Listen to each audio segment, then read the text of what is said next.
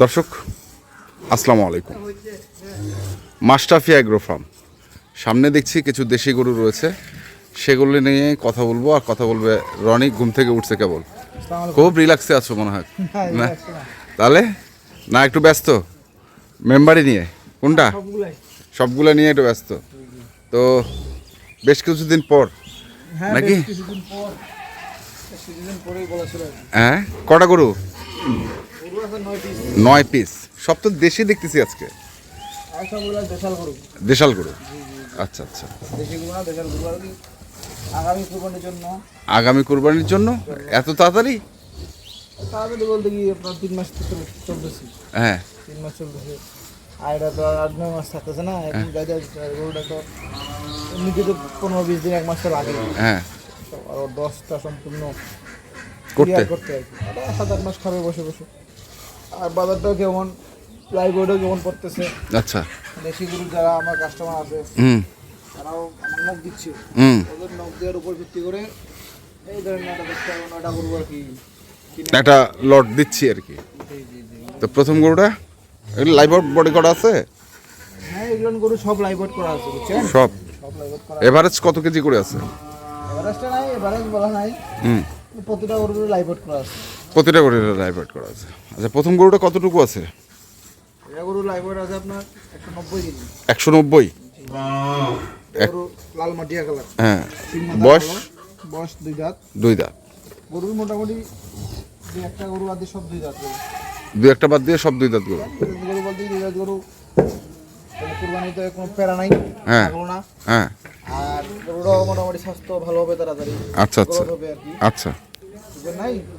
বড় হবে আর আমারও বিক্রি করতে সুবিধা হবে। আর বাজারে দেশি গরু 2 দাঁতের গরুটার চাহিদাটা বেশি। চাহিদাটা বেশি। আচ্ছা, 1 নাম্বার তাহলে 190 কেজি। 190 কেজি। গরুটা চস, সিং মাথা, গেটআপ ভালো, বুঝছেন? ভালো। লাল মাটিয়া কালার। ফিটিং গরু। এটা কিন্তু লুজ আছে।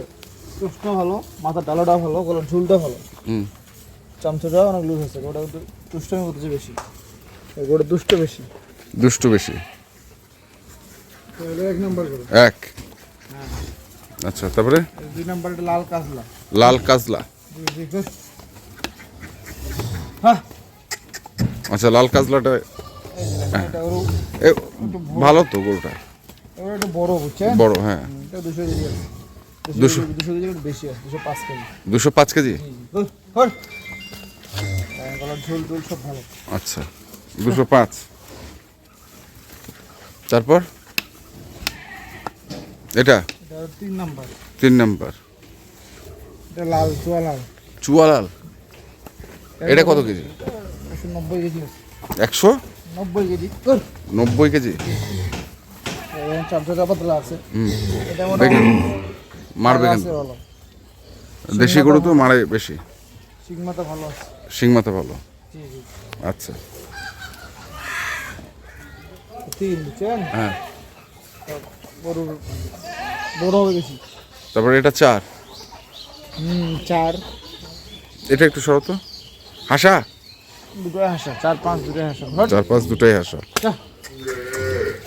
ইঠা মাছ। ইঠা মাছ? জি জি জি। ভালো লাগে। দুটোই যা লাগছে জোড়া।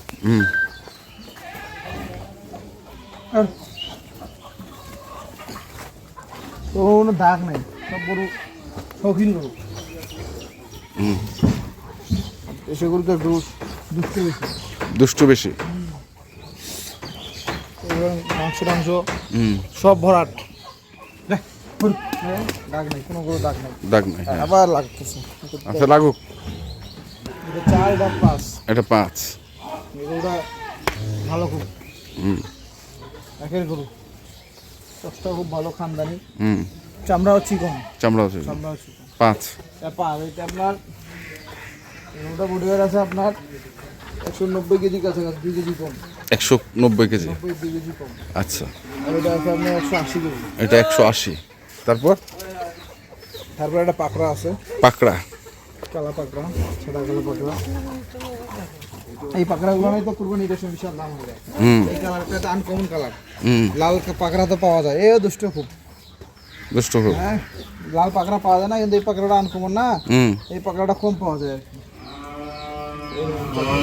আছে খুব ভালো গরু আছে, দুষ্ট প্রকৃতির গরু, কিন্তু ভালো। কোরবানির সময় বিক্রি করতে পারবে, খুব ঠান্ডায় বিক্রি করবে। আচ্ছা গেল এটা, তারপরে কোরবানির গরু এটা কতটুকু আছে? এটা 150 কেজি আছে। 150। না, তারপরে এটা এটা কিন্তু দাঁতে নাই, বুঝছেন, পাকড়াটা দাঁতে নাই। দাঁতা নেই? না, আচ্ছা এটা দাঁতছে, এটা দাঁতা। দুই দাঁত। এই গরুটা কিন্তু ভালো লম্বা আছে, গরুটা খুব, হুম চোষটাও ভালো আছে। হুম চোষটা দেখেন, কালারটা খুব ভালো। এই যে যেমন জায়গাও আছে, প্রচুর প্রচুর জায়গা আছে।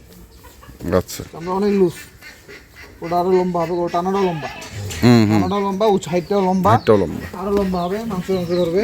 হুম একটু দেশাল টাইপের আর কি, নাভি একটু ঝুলানো আছে, তো নিচে দেখেন নাভি একটু ঝুলানো আছে, দেশাল টাইপের। দেশাল টাইপের। আচ্ছা গেল এটা। 60 কেজি আছে।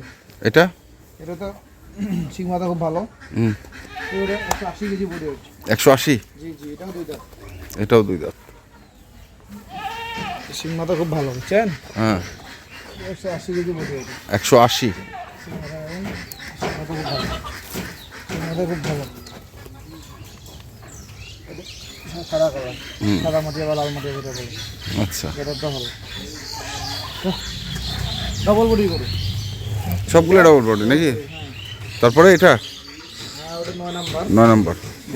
9 নাম্বারটাও তো হাইট ভালো। এটা 55 কেজি আছে। কত? 155 কেজি। 155 কেজি। না, এটা বেশি আছে। এটা 150 সেটাই তো বলছি, হ্যাঁ। এটা 175 কেজি আছে। 75। হ্যাঁ, এটা বেশি আছে। তাহলে এটা 175। 175, এটাও 80। 180। জি জি। তারপরে এটা 160, 160, এটা 150, 150, এটাও 180, 180, এটা 90 পার আছে। 90। এটাও 90 থেকে 95 এর মধ্যে আছে। আচ্ছা তারপরেরটা 200, 202, আর এটা হচ্ছে 190। এই হচ্ছে টোটাল গরু। এটা 9 পিস। 9 পিস। জি, এটা কি হিসাবে দিবা?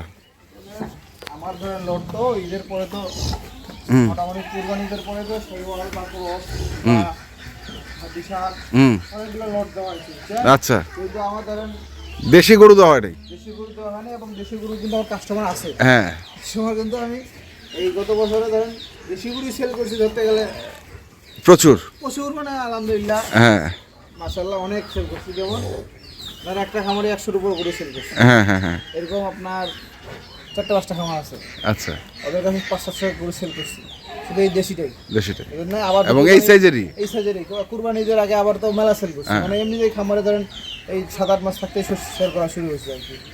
এই জন্য আপাতত আমিও গরু কিনলাম মানে অন টেস্টে কন্টেস্টে।